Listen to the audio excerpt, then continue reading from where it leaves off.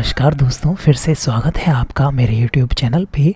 आज हम बात करेंगे ऑक्सीब्यूटेनाइन दवाई के बारे में और इस वीडियो में हम पूरी डिटेल के बारे में जानेंगे इस दवाई की कि आपको ये दवाई किन कंडीशंस में उपयोग में लेनी होती है। इसके साथ साथ जानेंगे ये दवाई आपको किन कंडीशंस में अवॉइड करनी चाहिए। देखिए, इस चैनल पर आपको ए से लेकर जेड तक दवाइयों की पूरी सीरीज़ देखने को मिलेगी, इसलिए इस चैनल को आप अभी सब्सक्राइब करें और इस वीडियो को ज़रूर लाइक करें। और मेरे आपसे निवेदन है कि प्लीज़ इस वीडियो को आप बिल्कुल आखिरी तक देखना, क्योंकि इस वीडियो को देखने के बाद में आपको और कहीं जाने की ज़रूरत नहीं पड़ेगी। तो इसलिए इस वीडियो को पूरा देखें, अच्छे से देखें। चलिए शुरू करते हैं। देखिए, सबसे पहले जानते हैं इस दवाई के उपयोगों के बारे में। देखिए, ऑक्सीब्यूटेनाइन दवाई का सबसे बड़ा उपयोग जो ओवर एक्टिविटी होती है ब्लैडर की, उसे रोकने के लिए किया जाता है। देखिए, जब भी यूरिन पास होता है उसकी एक अर्जेंसी होती है, वो बहुत ज़्यादा बढ़ने लग जाती है और ये जो अर्जेंसी होती है ये बहुत तेज़ होती है यूरिन करने की। तो इस कंडीशन में क्या होता है, जो ब्लैडर होता है हमारा जिसमें यूरिन स्टोर रहता है, वो क्या होता है, ओवर एक्टिव हो जाता है। और इस ओवर एक्टिविटी की वजह से क्या होता है कि यूरिन की जो अर्जेंसी है वो बढ़ने लग जाती है रेगुलरली। तो इस कंडीशन में ऑक्सीब्यूटेनाइन दवाई का उपयोग किया जाता है, जो क्या करती है, इस ओवर एक्टिविटी को, जो ब्लैडर की ओवर एक्टिविटी होती है उसे रोकती है और इस कंडीशन में आराम देती है। बार बार यूरिन की जो इच्छा है वो इस दवाई से रुक जाती है।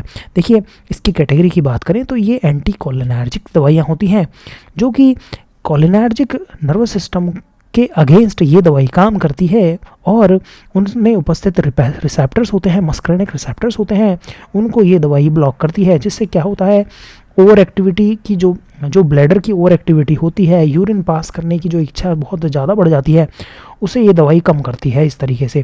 देखिए, अब आपने इसके यूजेस के बारे में जान लिया, अब जानते हैं इसकी डोज़ के बारे में कि डॉक्टर आपको किस डोज़ पे आपको ये दवाई देगा। देखिए, अडल्ट्स में अगर बात करें तो इसकी 5 mg की टैबलेट्स को 2 से 3 टाइम के लिए एक दिन में उपयोग में लिया जाता है। इसके अलावा इसकी जो मैक्सिमम डोज़ की बात करें तो 20 mg पर डे के हिसाब से इसकी मैक्सिमम डोज़ रहती है। और ER टैबलेट्स जो कि एक्सटेंडेड रिलीज़ टैबलेट्स होती हैं, एक्सटेंडेड रिलीज़ टैबलेट्स जो होती हैं वो 5 से 10 mg पर डे के हिसाब से इसकी क्या होता है, सिंगल डोज ली जाती है और ये क्या होता है, पूरे दिन असर करती हैं। एक्सटेंडेड रिलीज़ का मतलब क्या होता है, पूरे दिन असर करती है एक ही दवाई, तो बार बार लेने की आपको ज़रूरत नहीं पड़ती। देखिए, ऑरली और बच्चों में अगर बात करें, 6 साल से बड़े बच्चों में बात करें तो 5 mg 2 या 3 टाइम के लिए इसकी जो डोज़ है वो रहती है। इसी तरीके से ER टैबलेट्स भी रहती हैं 5 mg पर डे के हिसाब से। देखिए, मार्केट में अवेलेबिलिटी की बात करते हैं। यदि देखिए डॉक्टर ने आपको प्रिस्क्राइब किया है तो मार्केट में केमिस्ट की शॉप पर आपको ये दवाई मिलेगी या नहीं मिलेगी। देखिए, ये दवाई मिलती है टैबलेट्स के फॉर्म में और 5 mg की इसकी टैबलेट्स जो होती हैं वो अवेलेबल रहती हैं। इसके अलावा एक्सटेंडेड रिलीज टैबलेट्स भी होती हैं 5, 10, 15 mg की।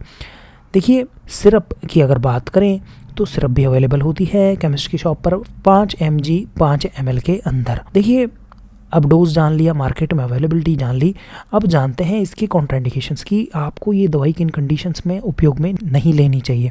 यदि पहले आपको एलर्जी हुई है इस दवाई से तो वापस इस दवाई का उपयोग नहीं करना चाहिए। इसके अलावा यदि आँख से कोई समस्या है, आँख की कोई समस्या है आपकी, तो भी इस दवाई का उपयोग नहीं करना होता, जिसे ग्लूकोमा बोलते हैं। तो यदि ग्लूकोमा की समस्या है तो भी इस दवाई का उपयोग नहीं किया जाता। इसके अलावा यदि जो यूरिनरी रिटेंशन है वो बहुत ज़्यादा हो रहा है और कोई ऑब्स्ट्रक्शन है इंटेस्टाइन में या पेट में कोई ऑब्स्ट्रक्शन है, कोई और तकलीफ़ है पेट की, तो इस दवाई का उपयोग नहीं किया जाता। देखिए, अब कॉन्ट्राइंडिकेशंस के बारे में भी जान लिया, अब जानते हैं इसके साइड इफ़ेक्ट्स के। यदि किसी ने इस दवाई को लिया तो क्या क्या साइड इफ़ेक्ट किसी पेशेंट के अंदर देखने को मिल सकते हैं।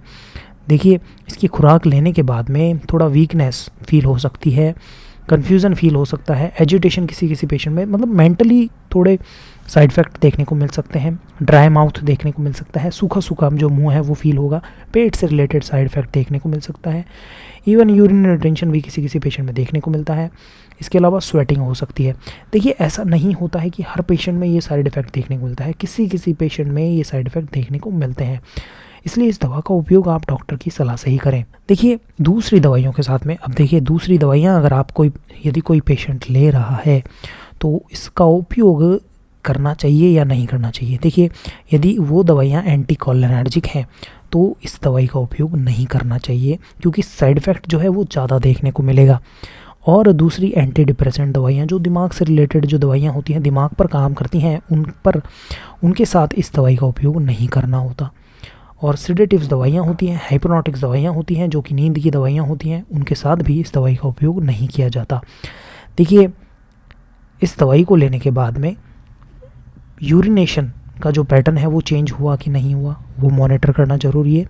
और साइड इफ़ेक्ट्स को मॉनिटर करना ज़रूरी है और डॉक्टर को इन्फॉर्म करना ज़रूरी है पेशेंट को क्या क्या साइड इफ़ेक्ट हुआ। देखिए, इस दवाई को भूखे पेट भी ले सकते हैं और खाना खाने के बाद भी ले सकते हैं। इससे क्या होगा, जो पेट में जो जलन है वो नहीं देखने को मिलेगी। और जो ER टैबलेट्स होती हैं उनको क्रश नहीं किया जाता, क्योंकि क्रश करने से क्या होता है, उसका असर जो है वो कम देखने को मिलता है। तो देखिए, ये था ऑक्सीब्यूटेनाइन दवाई के बारे में। आपको ये वीडियो कैसा लगा प्लीज़ आप कमेंट करें। इस वीडियो को ज़रूर लाइक करें और मेरे चैनल को ज़रूर सब्सक्राइब करें। ये वीडियो देखने के लिए धन्यवाद।